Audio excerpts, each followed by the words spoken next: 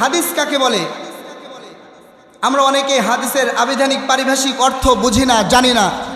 হাদিসের উদ্দেশ্য কি, হাদিস কাকে বলে, এগুলো আমরা বুঝি না। আসুন আজকে আমরা হাদিস সম্পর্কে একটু আলোচনা করি। প্রিয় ভাইয়েরা আমার, হাদিস বলা হয় আল হাদিস, এটার আবিধানিক অর্থ হলো আল কওলু কথা, আল ওয়াজু উপদেশ, আল জাদিদু নতুন, আল কসস ঘটনা কাহিনী। এটার আবিধানিক, হাদিসের আবিধানিক অর্থ হলো এগুলো।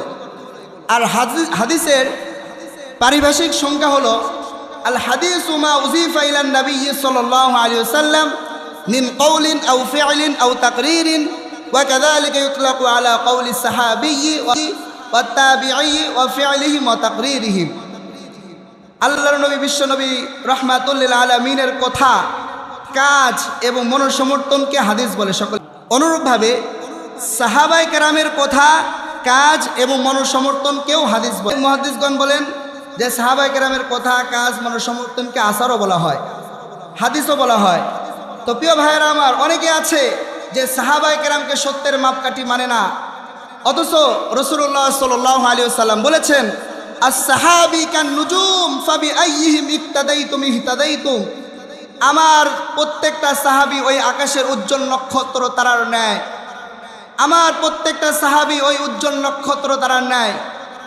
আমার সাহাবীদের মধ্যে যারা সর্বনিম্ন সাহাবী আছে, তোমরা যে কেউ আমার যে কোনো সাহাবীর জীবন এবং তার মতাদর্শ তুমি অনুসরণ করবা, তার পদাঙ্ক অনুসরণ করবা। ফাবিআইয়ি ইক্তাদাইতুম ইহতাদাইতুম, যদি তুমি অনুসরণ করো তাহলে হেদায়েত পেয়ে যাবা। সকলে বলুন সুবহানাল্লাহ। তাহলে যারা হাদিস মানে না, শুধু কোরআন মানে, তারাও বাতিল। যারা শুধু কোরআন মানে, হাদিস মানে না, তারাও বাতিল। কোরআনের ব্যাখ্যা কি? হাদিস। হাদিস এজন্য মানতে হবে। অনেকেই শুধু হাদিস নিয়ে পড়ে থাকে, কোরআন মানে না। আবার অনেকেই কোরআন মানে, হাদিস মানে না। প্রিয় ভাইয়েরা আমার, হাদিসও মানতে হবে, কোরআনও মানতে হবে।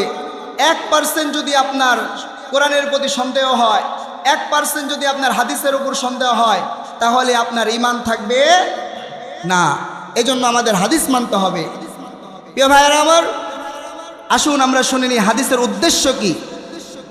হাদিসের উদ্দেশ্য হচ্ছে এই বিশ্ব মানবতাকে পথভ্রষ্টতার অন্ধকার থেকে মুক্ত করে ইহকালীন কল্যাণ এবং পরকালীন মুক্তি নিশ্চিত করা। সকলে বলুন সুবহানাল্লাহ।